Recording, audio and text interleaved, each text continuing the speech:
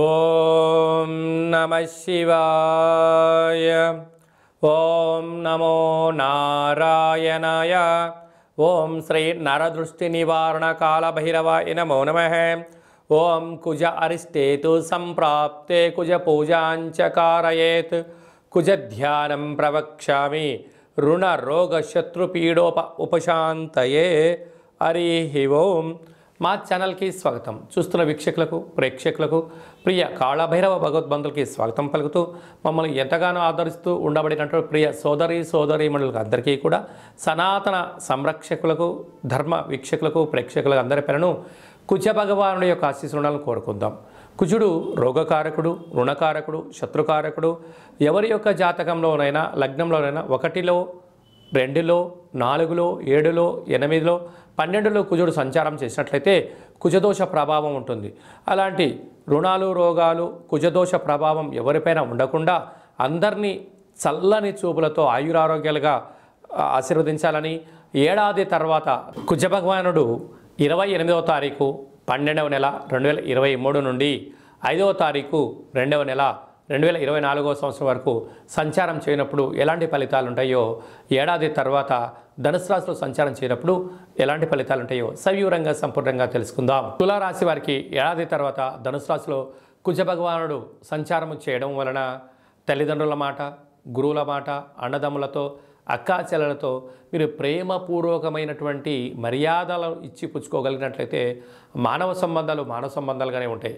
లేదు అన్నట్లయితే ఆర్థిక సంబంధాలుగా మీరు ఏర్పరచుకోగలిగినట్లయితే రాబోయే కాలంలో గడ్డు కాలం అవుతుందని చెప్పి గమనించాలి.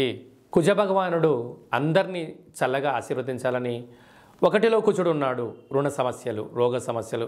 2లో కుజుడు ఉన్నాడు ధనపరమైన సమస్యలు. 4లో కుజుడు ఉన్నాడు ఏ పని జరిగినా చేయాలన్నా విజయవంతం కాకపోవడం, సగంలో ఆగిపోవడం.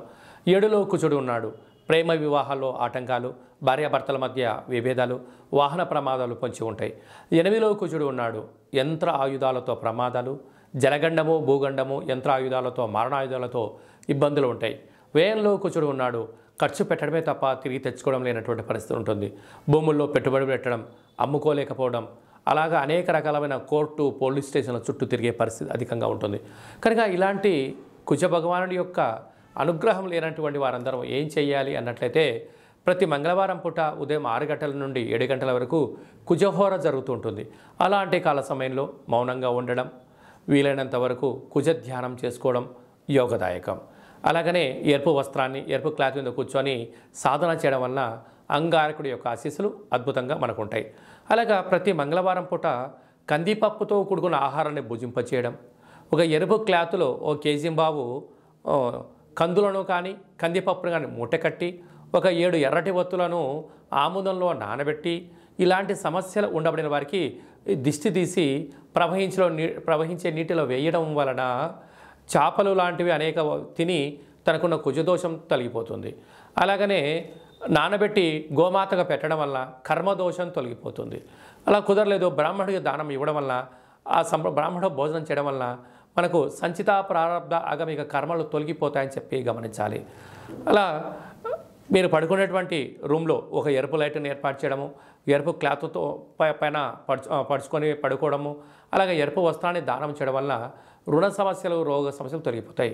అబ్బో ఇలా చాలా కష్టమండి, మేము చేయలేము అనుకుంటున్న వారందరికీ ఒక అద్భుతమైన ఆధ్యాత్మికమైనటువంటి రెమెడీ ఏమిటి అనగా, ప్రతిరోజు స్నానం చేసేటప్పుడు ఒక 7 కంది గింజలను కానీ కందిపప్పులను నీటిలో వేసి ఆ నీటితో స్నానం చేయండి, యోగదాయకం.